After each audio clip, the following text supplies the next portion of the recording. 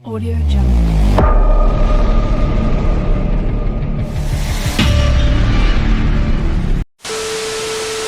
Hey guys, welcome back. This is Aniket और आज के इस एपिसोड में हम बात करने वाले हैं टेक्निकल एनालिसिस में चार्ट रीडिंग में बनने वाले पैटर्न के बारे में। पैटर्न्स कितने टाइप के होते हैं, वो चार्ट्स में क्यों बनते हैं और उनके अपीयर होने के बाद में जो स्टॉक प्राइस है वो किस तरह से मूव करता है और इसके पीछे का साइकोलॉजी क्या है। तो चलिए बिना टाइम वेस्ट किए चलते हैं सीधा कंप्यूटर स्क्रीन पर और देखते हैं में जो पैटर्न्स बनते हैं वो कितने टाइप के होते हैं, वो कैसे दिखते हैं और आपको इससे कैसे फायदा हो सकता है। जो सबसे पहला पैटर्न है उसे कहते हैं बॉक्स पैटर्न या रेक्टेंगल पैटर्न। जो स्टॉक प्राइस है वो कई बार एक बॉक्स की तरह एक रेंज में ट्रेड करता है, यानी एक नीचे सपोर्ट पे कंटिन्यूअसली बायर्स एक्टिवेट हो जाते हैं और जो ऊपर का रेजिस्टेंस है वहां पर कंटिन्यूअसली सेलर्स एक्टिवेट हो जाते हैं। जो स्टॉक प्राइस है वो ना ऊपर जा पाता है और ना ही नीचे जा पाता है। चलिए इसे कंप्यूटर स्क्रीन पर दिखाता हूँ कि ये कैसा दिखता है और इसके पीछे का साइकोलॉजी क्या होता है। सबसे पहले जो बॉक्स पैटर्न है वो कुछ इस तरह का दिखता है, जिसमें कि एक बॉक्स का फॉर्मेशन हो जाता है और जो स्टॉक प्राइस है वो कंटिन्यूअसली इस तरह से मूव करता है। एक नीचे के पॉइंट से यानी सपोर्ट से लगातार वो ऊपर जाता है, बायर्स एक्टिवेट हो जाते हैं और ऊपर का जो पॉइंट है वहाँ से कंटिन्यूअसली सेलर्स एक्टिवेट हो जाते हैं, यानी कि उसे कंटिन्यूअसली नीचे ले जाता है।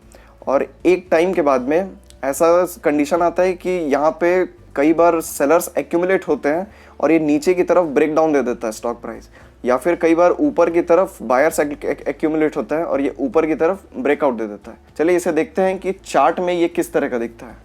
ये देखिए, ये मैंने लॉरस लैब्स का एक चार्ट खोल रखा है जो कि 14 दिसंबर 2021 को जो इसका स्टॉक प्राइस था वो एक रेंज में ट्रेड करना शुरू किया और ये कंटिन्यूअसली 380 रुपये के आसपास ये रेजिस्टेंस ले रहा था और 340 रुपये के आसपास ये कंटिन्यूअसली सपोर्ट लिया है।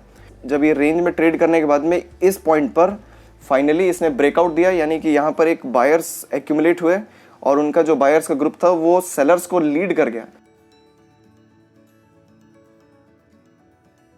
दूसरा जो पैटर्न है उसे कहते हैं सिमेट्रिकल ट्राइंगल पैटर्न, यानी इसमें जो स्टॉक प्राइस है वो एक ट्राइंगल के शेप में ट्रेड करना शुरू कर देता है। रेजिस्टेंस है वो कंटिन्यूअसली डिक्रीज होता जाता है और जो नीचे का सपोर्ट है वो कंटिन्यूअसली इंक्रीज होता जाता है। आइए इसे कंप्यूटर स्क्रीन पर देखते हैं कि ये कैसा दिखता है।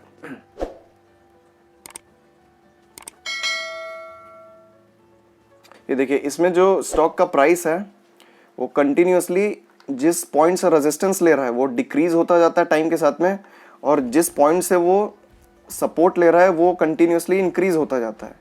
ये देखिए, इस तरह से ये ट्रेड करता है स्टॉक का प्राइस और ये जैसे जैसे इसका रेंज नैरो होते जाता है यहाँ पर बायर्स और सेलर्स एक्यूमुलेट होते हैं और जो डिमांड या सप्लाई मार्केट के सिचुएशन के हिसाब से या उस स्टॉक के फंडामेंटल्स के हिसाब से लीड करता है, यानी डिमांड अगर सप्लाई को लीड करता है तो वो स्टॉक ब्रेकआउट दे देता है इस तरह से ऊपर की तरफ। अगर वो सप्लाई डिमांड को लीड करता है तो वो नीचे की तरफ ब्रेक डाउन दे देता है। आइए इसे देखते हैं चार्ट पर कैसा दिखता है। ये देखिए, जैसा कि आप देख सकते हैं ये SBI का चार्ट मैंने खोल रखा है। इसमें 14 अक्टूबर के आसपास जो स्टॉक प्राइस था वो एक रेंज में मूव करना शुरू किया, जिसमें जो इसका रेजिस्टेंस एरिया था वो यानी नीचे की तरफ डाउन होता गया और जो सपोर्ट एरिया था वो कंटिन्यूअसली ऊपर की तरफ मूव करता गया और फाइनली स्टॉक ने ब्रेक डाउन दे दिया। तीसरे तरह का जो पैटर्न होता है उसे कहते हैं असेंडिंग ट्राइंगल पैटर्न। इसमें जो स्टॉक प्राइस है उसका जो सपोर्ट एरिया है वो कंटिन्यूअसली ऊपर की तरफ शिफ्ट होते जाता है, लेकिन जो रेजिस्टेंस है वो फिक्स रहता है। आइए इसे कंप्यूटर स्क्रीन पर देखते हैं कि ये कैसा दिखता है। इसमें जो स्टॉक प्राइस है वो नीचे से कंटिन्यूअसली ऊपर की ओर शिफ्ट होता जाता है, इसका जो सपोर्ट है और जो ऊपर का पॉइंट है वहां पर यानी जो रेजिस्टेंस है वहां पर सेलर्स लगातार एक्टिवेट हो जाते हैं और इस प्राइस को नीचे ले आते हैं। और इसी तरह से ये जो स्टॉक का प्राइस है ये ऊपर की ओर बढ़ता जाता है और एक्यूमुलेशन के बाद में इसे बोलते हैं एक्यूमुलेशन जोन। इस जगह पे ये स्टॉक ब्रेक डाउन देता है नीचे की तरफ या फिर ब्रेकआउट देता है ऊपर की तरफ। आइए देखते हैं ये पैटर्न चार्ट पे कैसा दिखता है। जैसा कि आप देख सकते हैं ये मारुति सुजुकी का शेयर का चार्ट है।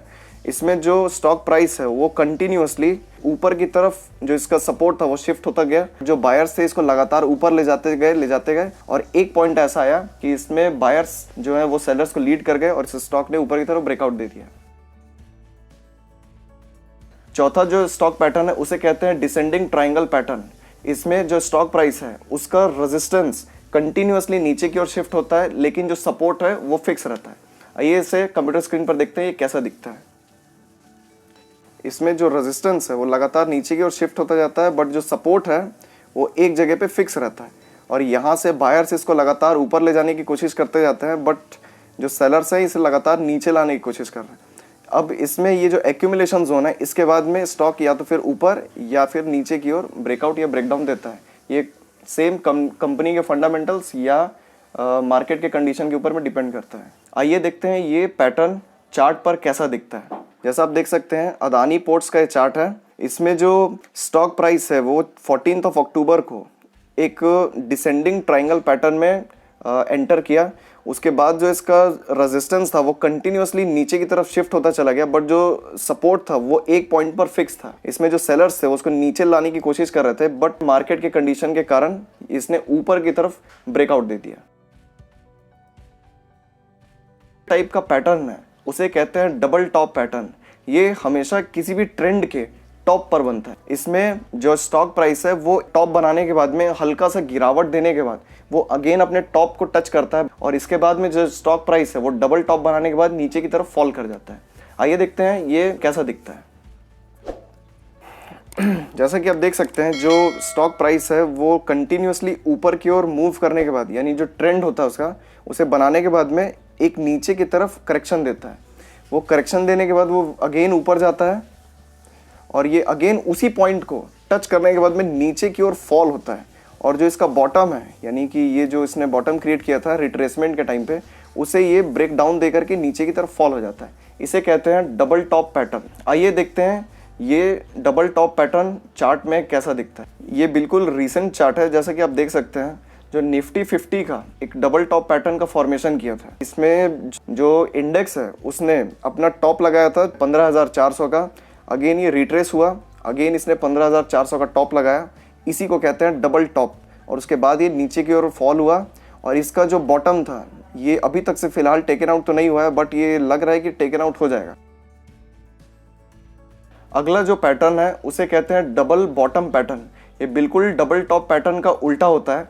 ये हमेशा किसी भी डाउन ट्रेंड के बॉटम पे बनता है। इसमें जो स्टॉक प्राइस होता है वो एक पॉइंट को हिट करने के बाद में ऊपर जाता है, अगेन उस पॉइंट को हिट करता है, फिर ऊपर जाके वो जो उसका टॉप बना होता है उससे वो ब्रेक कर देता है।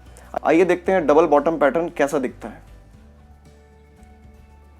ये जो स्टॉक प्राइस है नीचे आया, ट्रेंड अपना कंप्लीट किया, फिर इसने करेक्शन दिया, अगेन ये ट्रेंड बनाया नीचे की तरफ, यानी कि ट्रेंड कंटिन्यू करने के लिए, बट सेम पॉइंट से ये रिजेक्शन फेस करके ऊपर की ओर निकलता है, और जो इसका टॉप बनता है उससे ये एक बार तोड़ देता है और ये ऊपर की तरफ निकल जाता है, और इसे कहते हैं डबल बॉटम पैटर्न। आइए देखते हैं डबल बॉटम पैटर्न चार्ट में कैसा दिखता है। जैसा कि आप देख सकते हैं ये टाटा मोटर्स का चार्ट है। ये एक डाउन ट्रेंड में चल रहा था काफ़ी लंबे समय से। उसके बाद अक्टूबर 2008 के मंथ में इसने एक बार अपने बॉटम को हिट किया, अगेन ये ऊपर गया, अगेन इसने अपने बॉटम को हिट किया, और ये ऊपर जाकर इसने जो हाई बनाया था उसे ये ब्रेक कर दिया, और ये ऊपर की तरफ निकल गया। इसे कहते हैं डबल बॉटम पैटर्न। अगला जो पैटर्न टाइप है उसे कहते हैं हेड एंड शोल्डर पैटर्न। ये ऊपर का ट्रेंड और नीचे के ट्रेंड की शुरुआत को इंडिकेट करता है। आइए देखते हैं हेड एंड शोल्डर पैटर्न कैसा दिखता है। जो अप ट्रेंड चल रहा था वो कंटिन्यूसली ऊपर जाने के बाद में अपना एक टॉप बनाने के बाद एक करेक्शन लेता है, अगेन ये यहाँ से ऊपर की ओर मूव करता है, और इसका जो हाई होता है उसे ये ब्रेक कर देता है, और ऊपर निकलने के बाद ये अगेन फेल होता है और नीचे की ओर सेम पॉइंट को हिट करता है, और ये फिर यहाँ से ऊपर निकलता है और अपने हाई को टेकन आउट नहीं करता, और ये नीचे की ओर वापस उस सेम पॉइंट पे जाके खड़ा हो जाता है। ये जो ब्लैक लाइन आप देख रहे हैं इसे कहते हैं नेक लाइन, और इस नेक लाइन को ब्रेक करने के बाद में ये जो स्टॉक प्राइस है ये नीचे की ओर ब्रेक डाउन दे देता है। इसे कहते हैं हेड एंड शोल्डर पैटर्न। आइए देखते हैं चार्ट में हेड एंड शोल्डर पैटर्न कैसा दिखता है। इन्फोसिस का मैंने चार्ट खोल रखा है। इसे कहते हैं हेड एंड शोल्डर पैटर्न। अगला जो पैटर्न है उसे कहते हैं पोल एंड फ्लैग पैटर्न। ये एक ट्रेंड कंटिन्यूएशन पैटर्न है। इसमें एक बड़े ट्रेंड के बाद में मार्केट या फिर जो स्टॉक है वो एक करेक्शन लेता है, उसके बाद में अगेन वो ऊपर की तरफ निकल जाता है। आइए देखते हैं पोल एंड फ्लैग पैटर्न कैसा दिखता है। ये देखिए ये पोल एंड फ्लैग पैटर्न है। इसे कहते हैं पोल, ये जो करेक्शन पार्ट होता है इसे कहते हैं पैटर्न। इसमें जो स्टॉक प्राइस है वो एक ट्रेंड बनाता है ऊपर की तरफ, और फिर ये एक बॉक्स के अंदर में जो कि एक नीचे की तरफ झुका हुआ है उसमें ये ट्रेड करना के लिए शुरू कर देता है। आइए देखते हैं pole and flag pattern chart में कैसा दिखता है। मैंने ये हिंडाल्को का चार्ट खोल रखा है, इसमें इसे कहते हैं फ्लैग, इसे कहते हैं पोल, और इसने ऊपर की तरफ एक ब्रेकआउट दिया है। जैसा कि आप देख सकते हैं ये एक रेड कैंडल है और लाल कलर मुझे बिल्कुल पसंद नहीं है। आप भी नीचे में देख सकते हैं एक सब्सक्राइब बटन दिख रहा होगा, वो भी लाल कलर का होगा, उसे मार के ग्रे कर दीजिए, मुझे बहुत खुशी मिलेगी।